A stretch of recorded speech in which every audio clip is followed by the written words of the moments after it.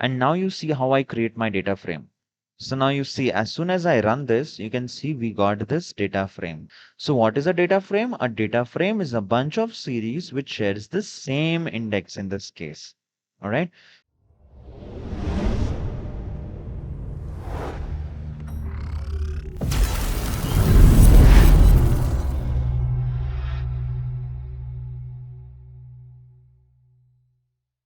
Hey guys, welcome to our channel Coders Arcade. This is Ashank David, and in today's video, we are going to talk about Pandas data frames. So in the previous video, we were discussing about Pandas series. So if you haven't watched that video first, I'll recommend to watch that video first because this video is going to be dependent on that previous video.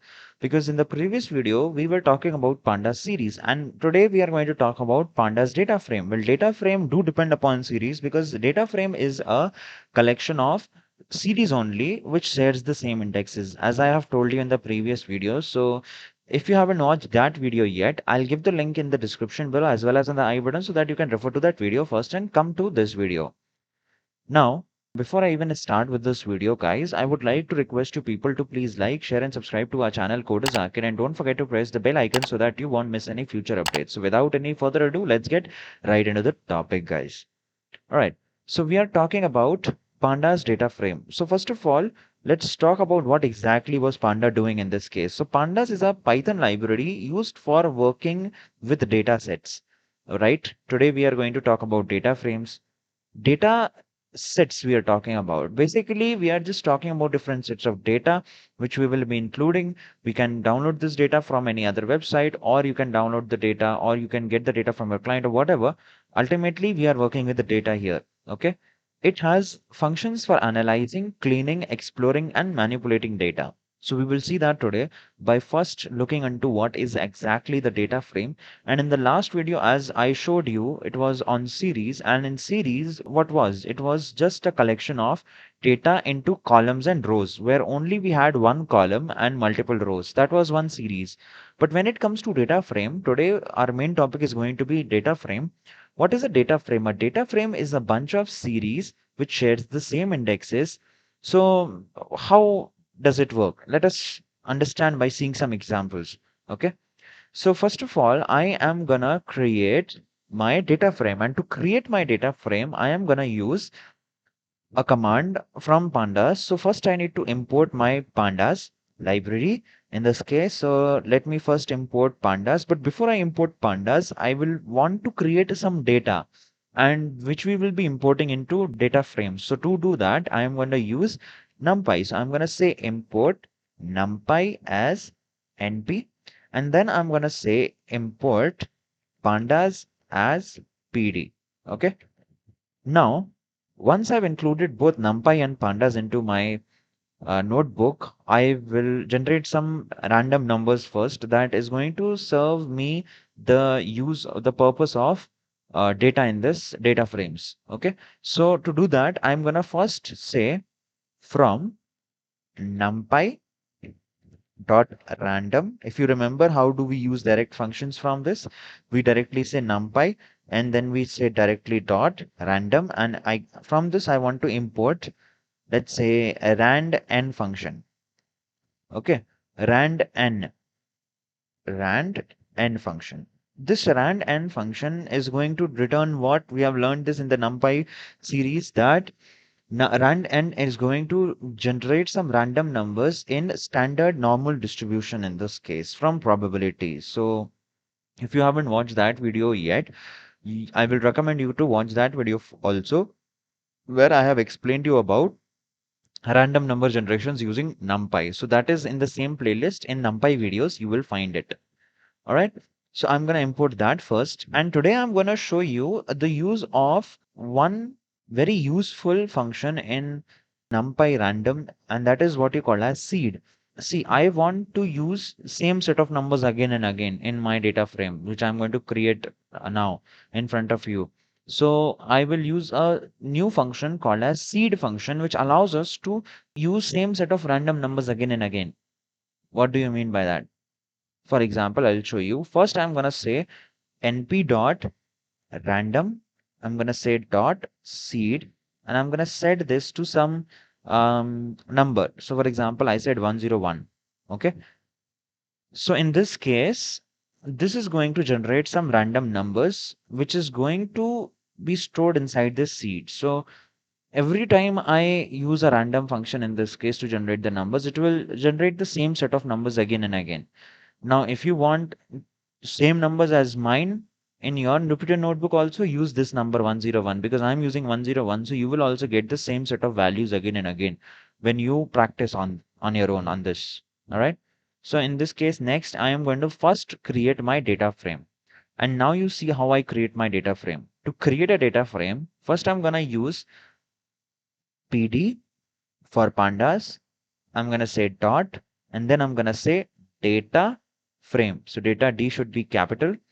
And here if I press tab, you see that it auto completes it. It says data frame.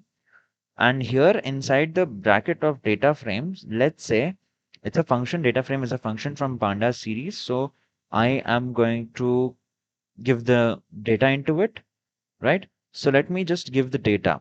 But before I give the data, let me show you exactly what values arguments it takes. So if I press shift plus tab in this case, and if I open up its doc strings, you can see here the first argument that it takes is data. The second argument it takes is indexes, just like how our series were working, data and indexes. And now in this third column, in the third argument, it takes the number of columns we want. If you remember in series only we had data and indexes. We did not have any columns. So a series is just data and some indexes. And this data will be set into only one column in series. But when it comes to data, now we can pass data also, index also, and number of columns we want. Okay. So I'm going to pass my data as a matrix, which is going to be generated using the rand_n function. So my first argument will be the data in this case. So I'm going to say rand_n. And in this case, I'm going to pass 5 by 4. Let's say 5 by 4 matrix I want of random numbers. And the next one, what I was getting, I had to pass index, right? So to indexes, I am going to pass a list of, let's say, some characters. A, B, I'm going to say C, I'm going to say D, and I am going to say E. Why E? Because here we have 5 rows, right? So 1, 2, 3, 4, 5 indexes for each and every row. All right. Then coming on to the next one, we have to pass our columns now. Now here I've passed, I need 4 columns, right? 5 by 4 matrix I said.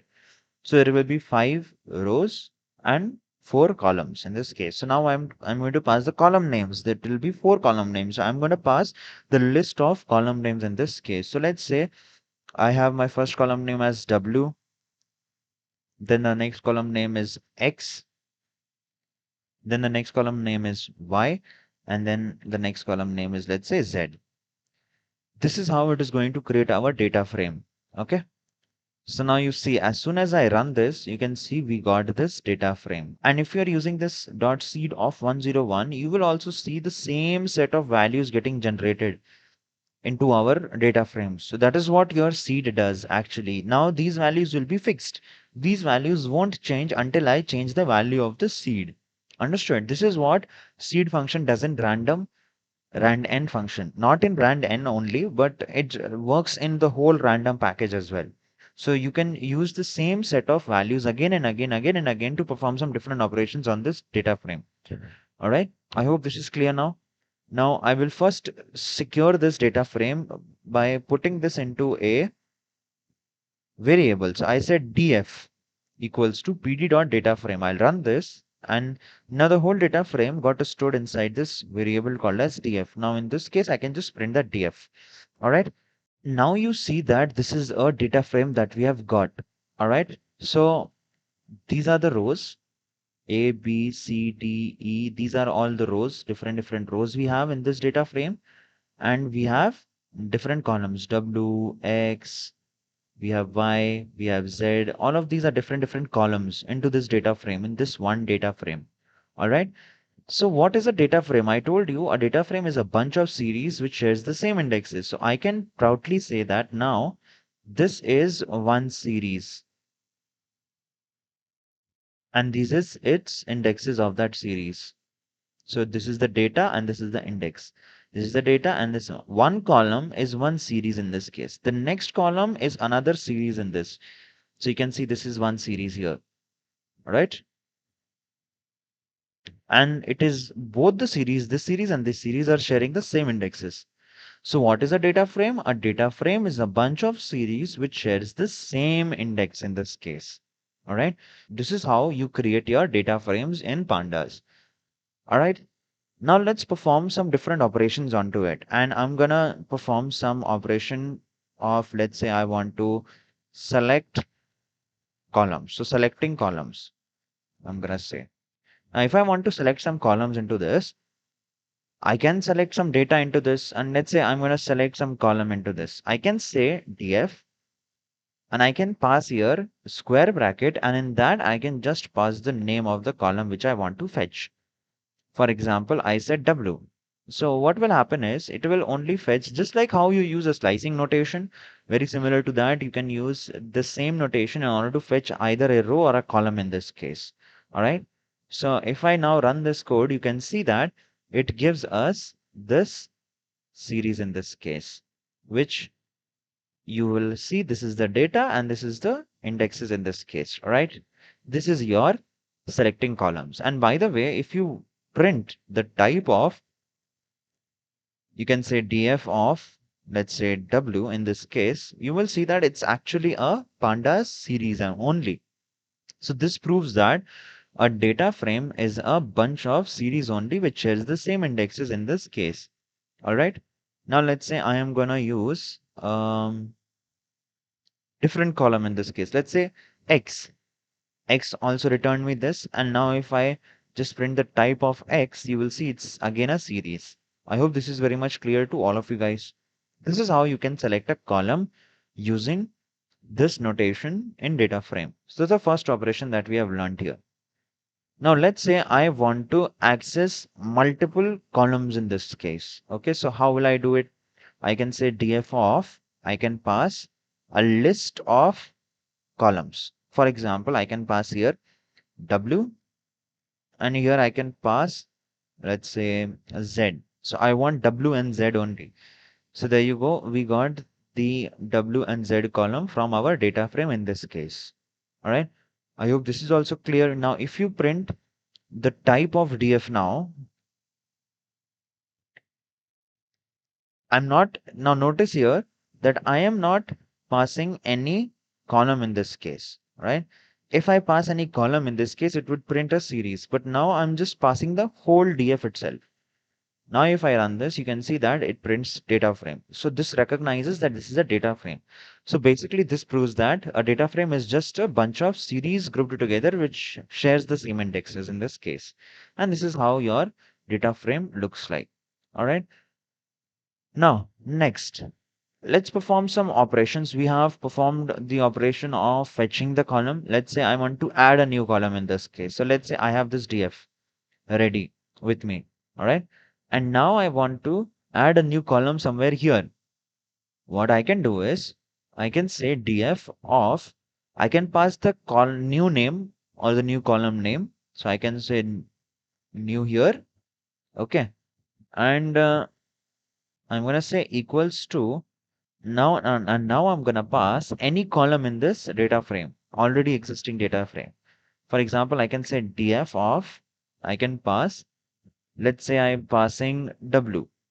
This will tell that right now, when I say this, this means that it will search for this df of new. It won't find this df of new in this data frame. So what it will do, it will add this new column into this data frame. I'm just telling it inside this df of w. That means inside this data frame, add this new column. All right. And it will do that for me. So now I can just run this. And in this case, when I print my df, you can see that new column is also added here in this case with some random values filled here. I hope this is very much clear. All right. Now you can see that I passed df of w here. Okay. So whatever values of w were, they got copied exactly here in this new column. All right. I hope this is also very much clear. Now let's say if you want to perform some operation onto it, you can say here something like this, and I'm saying, let's say minus df of I passed x. You see what happens here. Now if I print df, now I will get the values changed because here now I have performed some operations. So in this df of new, we subtracted the values from w and x. So from w and x, and we got this value. Understood? So we performed some operations also, and it created a new column for that, and it did like that. This time, when I pass this command, because already this column was present inside this, so it just updated the values using this operation that we performed on different columns. Let's say if you want to add one more column in this case, now I can say df of new underscore column I said, and this has to be inside a string. All right. I said equals to keep the values of df of new. Now you see if I print df, now it added a new column in this case. This is how you can add a new column. All right. So what if now you want to delete a column? In that case, you will say df dot drop. And when you say df dot drop, you have to mention in this case what you want to drop. Let's say I want to drop this new column that I created. Okay. So I'm just going to pass here df dot drop of new column in this case. You see one error came in this case. What is that error? It says at the last, not found in the access. Not found in the access means, see, here if I say shift plus tab in this case, and if I check this, the first one is going to be the label. Label means the column name you want to delete and drop. The next thing is access. Now it says access is by default set to 0. What do you understand by this? Here, when I passed only new column, because access by default set to 0, when access is set to 0, it tells that we are talking about rows in this case. Understood what I'm trying to say? So here I have to pass another argument, say access equals to 1, which will tell that now I want to delete a column. When you set access to 1, it represents the column. When you say access equals to 0, it represents rows. And by default, the value of access in the parameter of this function drop is set to 0, which represents row. So if you pass only new column in this case, it will think that I want to delete a row of new column. But there is no row named as new column in this case. So that is the reason why it gave me an error not found in the axis, because by default the axis is set to 0, which represents a row in this case. So that is why I have to say comma axis equals to 1, which represents the column in this case, and it will find this new column. And now if I run this code, you can see that it deletes the new column from here. I hope this is very much clear. All right. So that is the reason why you have to use it like this. So it's a little bit complicated to understand, but this is how it works in data frames. Why it does that? Because here drop function doesn't know either it's a row or a column. And that is the reason why to represent rows we say 0 and to represent columns we say 1. All right. Then the next thing that we are going to do here is we are going to print the df, and you see what happens. You see new column is there already. What do you understand by this? Here I deleted this new column, and but still when I print the df, it says it's there. Why it happens? Why it did not got deleted? Guys, when you just normally drop any column or any row from a data frame, it just temporarily deletes it for that instance. For this instance, it temporarily deleted it, but not permanently. To make the permanent changes to be happened, here you have to pass comma, and the third argument, if you see here in this case, it says there is one more argument called as in place. All right. So here I have to mention in place equals to, I have to say true. Now, when you say in place equals to true, you see by default the value of this in place is set to false. False means just make it happen temporarily. So for example, I can read actually here in place. If false, returns the copy. Otherwise, do operation in place and returns none. This means by default, the value of in place is set to false, which means just do the temporary changes. When you say in place true, now this will do the permanent changes and new column will be dropped for real. For example, now if I run this code again here, and now if I print a df, you can see now it prints by deleting the new column in this case. I hope this is very much clear to all of you, right? So this is how you perform operations like dropping and adding the new column in this case. Now let's say I want to delete this one also. What I can say is I can say df dot drop, and in this case I have to pass the name of the column, which is new in this case. And the next I want to specify the access also, which has to be set to 1, which represents the column in this case. And if I want to make it permanently happen, I want to say in place equals to, I have to say true. This will delete this new column from this df, and now if I print this df, you can see now that new column has also got deleted. All right, guys. So this is how you do it. All right. Now let's say you want to delete this row. How you will delete? You just say df dot drop, and here you just pass e. Now I don't have to mention here access here because by default access set to 0, which means it is already pointing towards the row of this data frame. That means I can just directly use it like this, and you can see that E has been dropped. I don't have to mention axis equals to 0 to represent row in this case. Why? Because by default axis is set to 0. You can see it here. Axis is by default set to 0. So it by default represents the row. That is why it gave us an error when I did not set the axis to 1 when I was deleting the column. I hope this is also clear.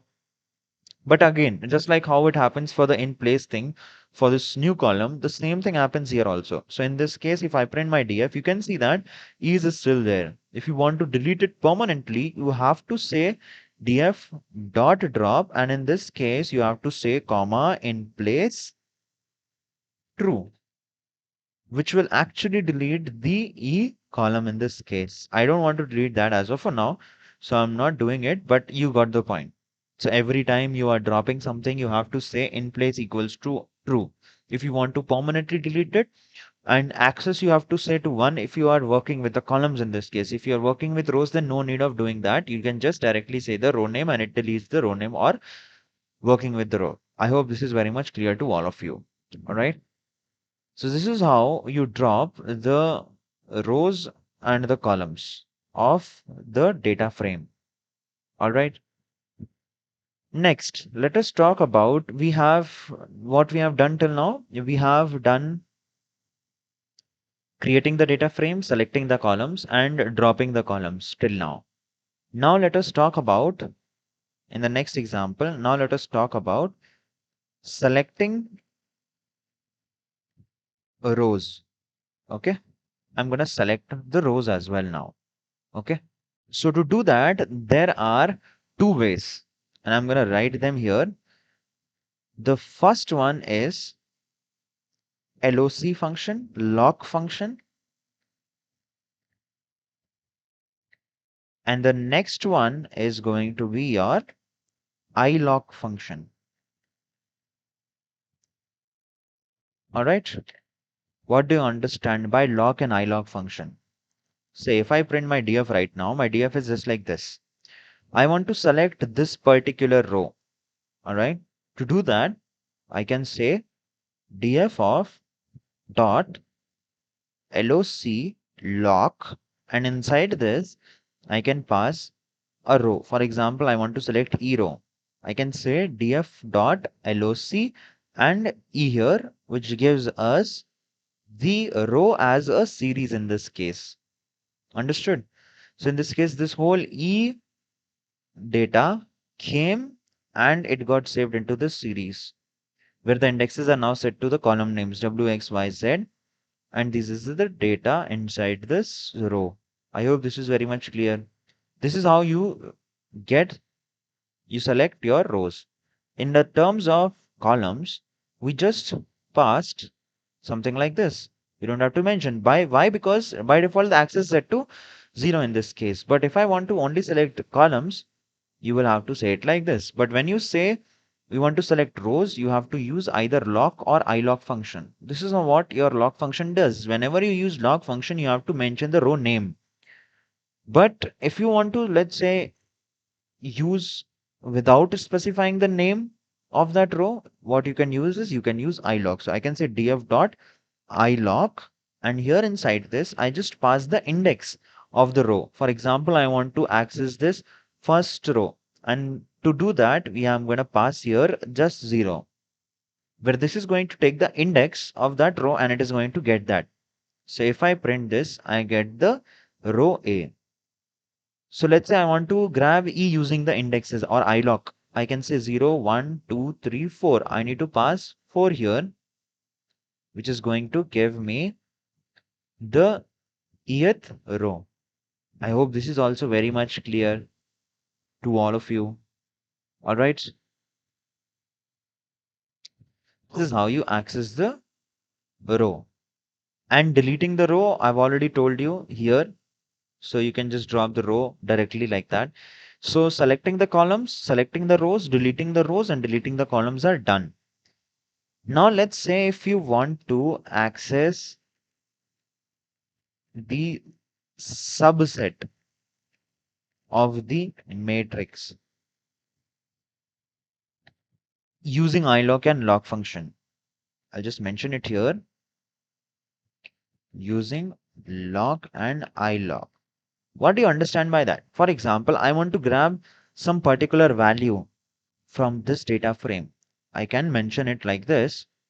I can say df of dot, I can say loc, and inside this I can pass a row and column. For example, I can pass, I want to grab this element. Let's say this element. I can say A and W, right? So I can say A, comma, I can pass W in this case, and it returns me that particular value. Let's say if I want to grab this value. So basically I want to pass C and Y in this case. So the same thing, here you just pass inside this C and you can pass Y in this case. This is how you do it. I hope this is very much clear of how you can access the subset sub values. Now I will tell you how you can access the subset. So here you can say df.loc, and inside this you will pass two lists, one list and another list. One list for the rows and the columns for the first value starting index, and then you will give the second row and values column value, row and columns value for the last element. For example, I can say here I want to access this subset from here to here, and I will say it like this: A of, I can say here A, and I can say here B like this. I want to access this two rows first, and then here I can pass grab me W and grab me X. So what it is going to do is it is going to grab me this and this particular subset out of that matrix in this case, like this. So if I run this, it will get the output like this. All right, guys, I hope this is very much clear. Now, the same thing can be done using ilock also. So you can say df.ilock, and in this case, you can pass list of list, right? For example, I want to grab 0, 1. 0, 1 means A, B here in this case, and here also 0, 1. Same as writing this, but using indexes in this case. All right. So in this case, when I run this, there you go, we get the same result here also. Well, this is how you can grab the elements out of that data frame as well as some sub matrices out of that particular data frame. I hope this is very much clear to all of you guys. I'll keep this video till here only. This is going to be the part 1 of data frame in this case. Today we learned how we can create the data frame using the data frame command. So you can directly say pd.dataframe and we pass the data here, then the index is here, and then the columns. In future, we are going to see more different ways of creating data frames. using the data frame command only, but we will pass different types of data. For example, we will pass dictionaries also sometimes, we will pass lists also, we will pass different types of data. But here I wanted to create a data frame of random numbers. So I use this and to create a random number matrix of 5 by 4, which I converted into a data frame. And a data frame looks like this. Basically, it's a bunch of series grouped together to form a data frame, which shares the same indexes in this case. We talked about how we can select the columns. We talked about how we can select the rows. And we talked about how we can delete the columns, add the columns, delete the rows in this case. All right, guys, this is all for this video, guys. I hope you have understood this video very well. This is how you work with data frames in Pandas. And that's all for this video, guys. If you like this video, tell us in the comment section below. If you have any doubts into this video, tell us in the comment section again. We will try to clear it out as soon as possible. And please share this video to all of your friends who wants to learn data science as well. And don't forget to like, share, and subscribe to our channel Coders Arcade. And don't forget to press the bell icon so that you won't miss any future updates. So that's it for this video, guys. This is Ashank David signing off. I'll see you guys in the next one.